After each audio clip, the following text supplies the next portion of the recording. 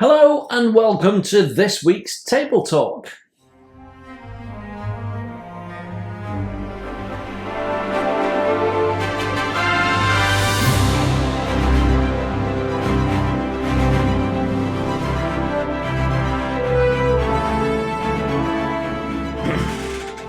Hello and welcome to Model Kit Stuff. My name is Jason and this is our weekly Table Talk video. In this video we have a look at what happened in the week that's just gone, what's coming up, what's happened on the modelling desk, and one or two other bits and pieces as well. So firstly, a big thank you to you subscribers for continuing to support the channel. It's greatly appreciated. And if you're one of our new subscribers, thank you very much. It's nice to have you along. Basically, what happens on my channel is I build some kits, I review some kits, I talk about what I find useful tools, useful products, and if I've got any tips, I'll share them and you can decide whether you want to ignore them or not. So I do loads of stuff really, and I always seem to have some stuff to talk about at the end of each week, and this week is no different. So let's start with this. The microphone. Well, the microphone's not new in fairness, but some of you might have noticed that I've been struggling recently with some background noise issues. Basically, sound on the desk being picked up by the microphone, putting things down, picking things up. I'm not sure what's causing it because when I first got the microphone, I certainly didn't notice it.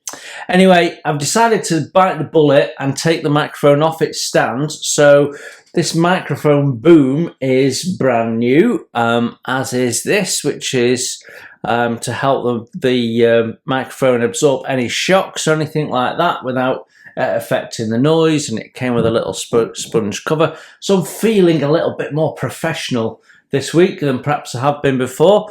It does appear to sound better. Not quite sure why, but it works, and that's the main thing that matters, and it means that I've got a better microphone set up for when we're doing live streams and bits and pieces like that as well. So all good.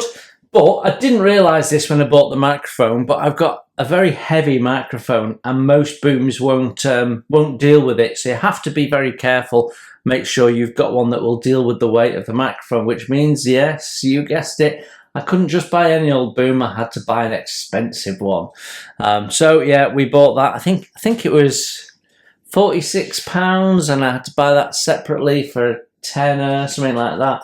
I mean, in the grand scheme of things, you can spend a lot more, but it looks all right, doesn't it? So, yeah, that was one of this week's editions, but it wasn't the only edition. We had a little stash ad. Well, can't help myself at times. Now, I built this back in the 80s, and I loved it. It was a nice little model. You could rotate the turret. Doesn't have an interior, and I seem to remember it had a figure that sort of sat with his legs dangling inside. I'm not sure that we get the figure anymore, but it's been released. I'm not quite sure when. I'll do a little bit of background digging before we do the inevitable first impressions, but it now comes with an aluminium barrel and a photo etch top. So if you see on the top, it has mesh. Now, those of you that bought it know what I'm about to say. It used to come with this black mesh, and you cut it to size and glue it into the plastic parts. But now they've completely replaced the mesh and the frame with photo etch. So that'll be a lot easier, though. The old system worked. It did work, and it was in scale, so it looked pretty. It looked all right. It was a bit, as a brush painting at that time, it was a little bit more difficult to paint. But yeah, I was very fond of this model, so I quite fancied revisiting it. But yeah, it shows you on the side there. Well, actually, it shows the figure as well, so we probably do still get the figure. No doubt it's just on the sprues anyway. And I don't remember getting the jerry cans and fuel cans, but might have done. So I certainly had plenty knocking around, so it's possible. Anyway, that was a stash ad this week. Picked that up on eBay for a bit of a steal. I made someone an offer and got it for less than they'd put it on the system for, I don't know, about 7 hours before his auction ended. Had no bids, so I went in with a cheeky offer, and now it's on my desk. Brilliant. So those of you that regularly listen to Table Talk know that this week was Go-To week. This weekend coming is Queen Mary 2 week, and we'll be motoring on with that. And then we've got a bit of a change coming. We'll talk about that later. But the week that's just gone, starting at the weekend and through the week whenever I get chance, I get one modelling night in the week, but sometimes I can steal a little bit, an hour here or an hour there. Anyway, it was Go-To week, and this is where we got to with the Go-To. So we finished painting the wings. This is just the lower wing, but the upper wing is done as well, waiting to be fitted. So decals have gone on, as you can see. We've also mounted the engines. So we've got one with covers on and one with covers off. You can see the exhausts are on, the radiators are on. The other thing that you probably can't see that I've added is the eyes for the rigging. 60 of them. 60 of them on this, 60 rigging eyes, which means I've got another 60 to add. And then there's other bits and pieces of rigging to do on top of that as well. So that's just for the wing spars, the 60. So yeah, I'm pretty happy with how that's looking. So once that's mounted on its floats and we've got the propellers on and stuff, it should look pretty cool. So yeah, pretty happy with how that has come out. But I also did the wood effect for the fuselage. So let's have a quick look at that as well. So there we have our wood on the fuselage. I haven't finished painting this. I've accidentally painted this green, and it should be wood effect like that. So I need to sort that out and put the wood effect on there. But yeah, fuselage has come along a little bit. So I think this was step 3, and that takes me up to the end of step 6. So I've got some more painting to do, decals to put on, clear parts to add in, painting the leatherwork, and then that is ready for installation. And that will fit, if I just plop that up there, that will fit on there like that. So it's looking pretty cool. Got to say, I am happy with it. I'm not as happy with the finish of the wood as perhaps I'd like to be. The actual wood graining itself has gone really well, but I've had a small issue when I've come to put a filter on it, and I'm hoping I can correct that when I varnish it all up. But it's certainly looking the part now, isn't it? So it gives you a good feel for it. Now, the other thing I've been doing this week is messing around with these ICM paints. And I don't want to spoil it too much for you, but we've got a review coming up next week on the 80 colour box, which you can just see there. That's the empty box, because they've now got their own home in the filing system. But yeah, I've been having a bit of a play. So we've done some videos on ICM paints. So started the process of going through. What I'm doing is trying them in all different ways, brush painting them, thinning them, adding varnish. You can see I'm about to do the video on varnishes. And I've got to say, so far, really impressed, really impressed. And they're not in dropper bottles, and I really like that. So far, the ICM paints are scoring big ticks with me. Really enjoying messing around with them. So I've been doing a bit of that this week, exploring the ICM paint range. That leads me nicely on to what's coming next week. So on Monday, we'll have a review of what you get in the box if you buy the 80 colour acrylic paint set. I'm going to give you a little spoiler now. You don't get 80 colours, but the rest of it you're going to have to watch and see. Just tells you what's in the box, and we go through the contents in relative detail. So that's Monday. Wednesday, first impressions, we have a ship, a pre-dreadnought ship, so look out for that. It's quite an interesting review. And then right at the back of that video, I'll tell you why I've bought it, because I've not bought it to build it as the kit intends, I guess we should say. So that's that. And then we should have what will we be? We'll be on the last fire truck video, all being well. I've got about 4 hours of footage left to edit down to about an hour to get us over the line there. So that should be the last of the fire truck. So that is what's coming next week. The week that's just gone, I know I've done it back to front, don't matter, does it? The week that's just gone, well, we kicked off with quite an interesting video. On the Sea Fury, and it's really surprised me how many hits that has had, because it's not a complete video. It's material that I recorded when I was admin on a model forum, I guess we'd call it, for want of a better term.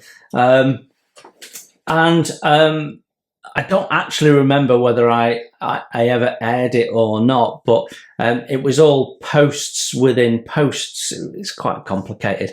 Anyway,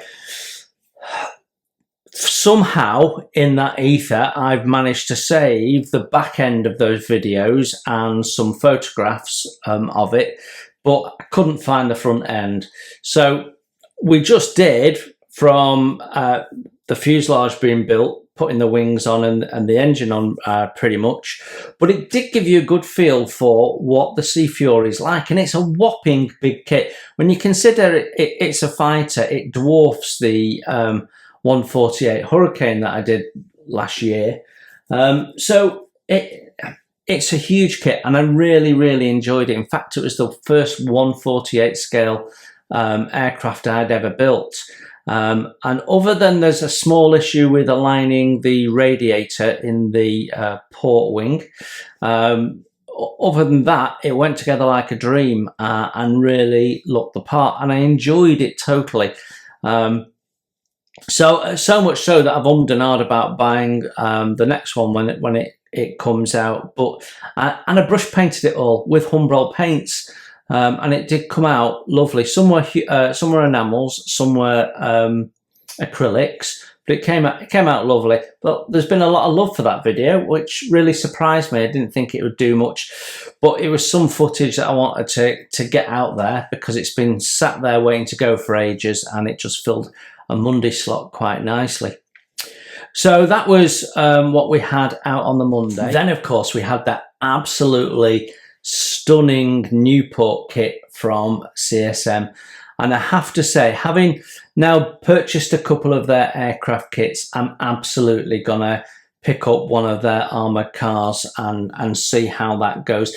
They also do a lot of I think the resin figures that sort of suit their models, so you can buy them separately, which I think is a good idea. I know Airfix is dropping figures now, but I think it would be a good idea for them to team up with a resin manufacturer and get them to make them some resin figures, because they're right, not everyone uses the figures, and you walk around shows and you see hardly any figures being used.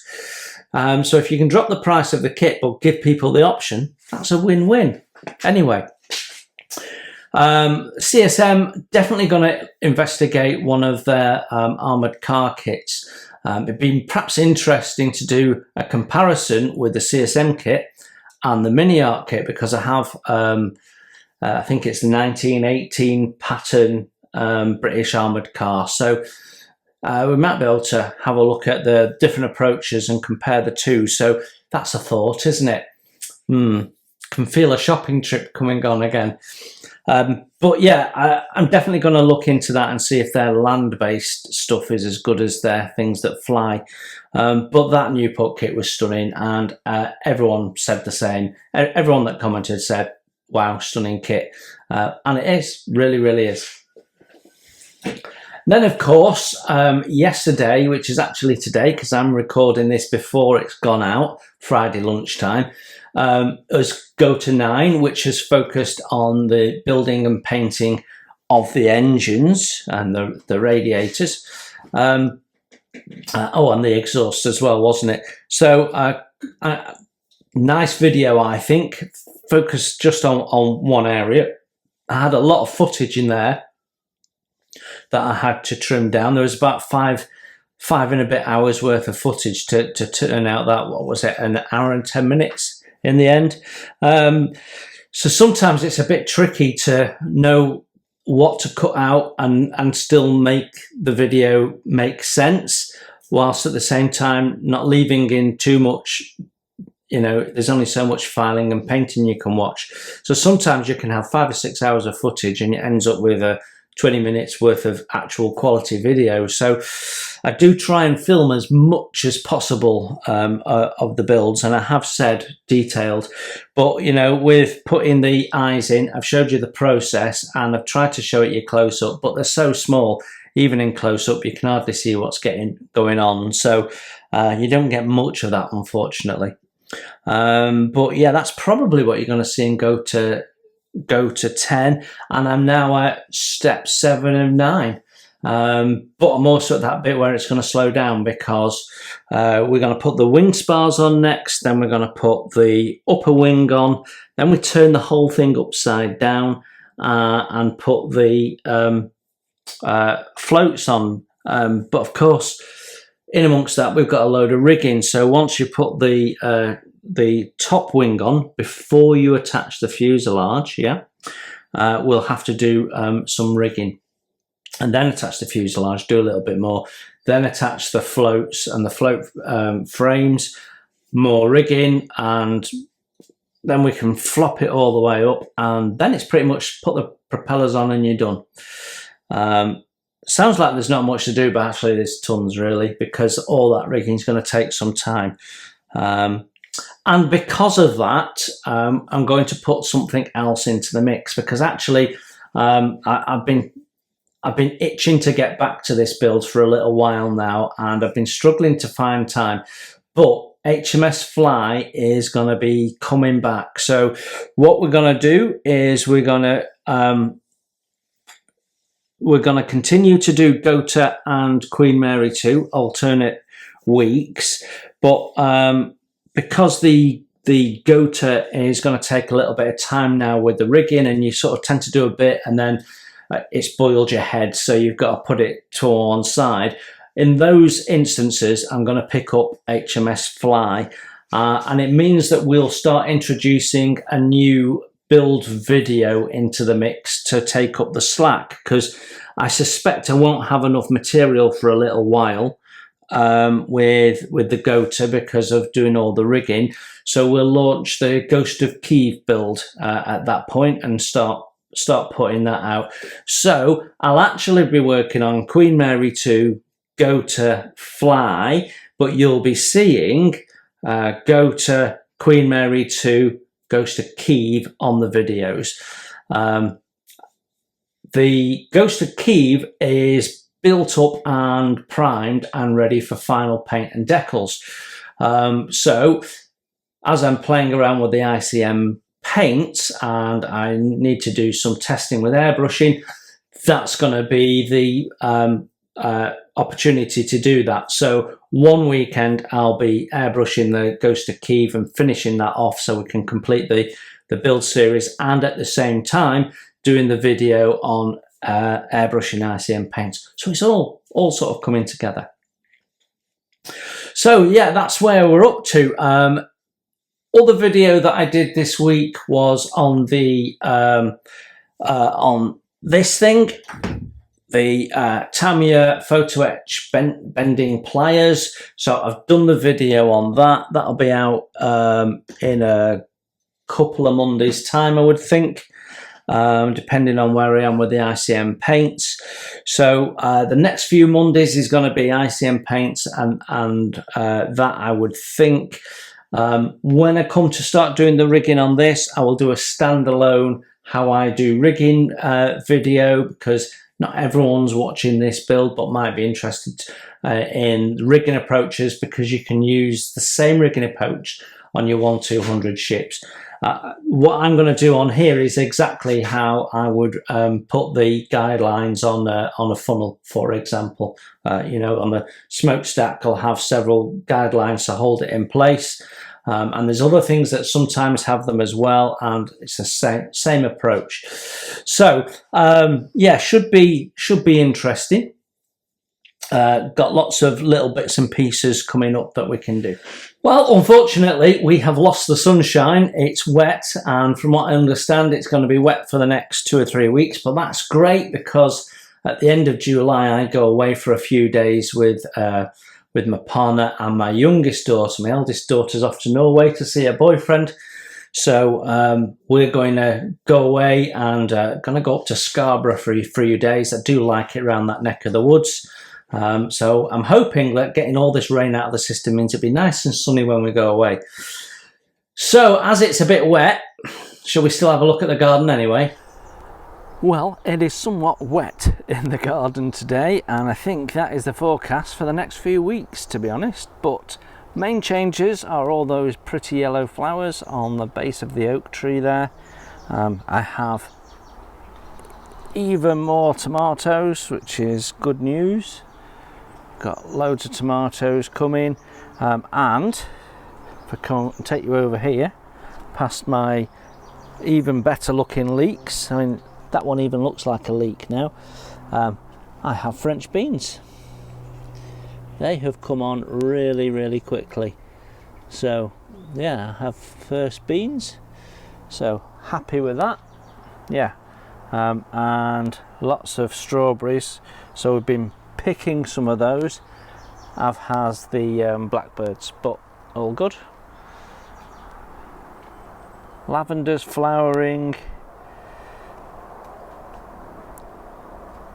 Always looks nice in the rain.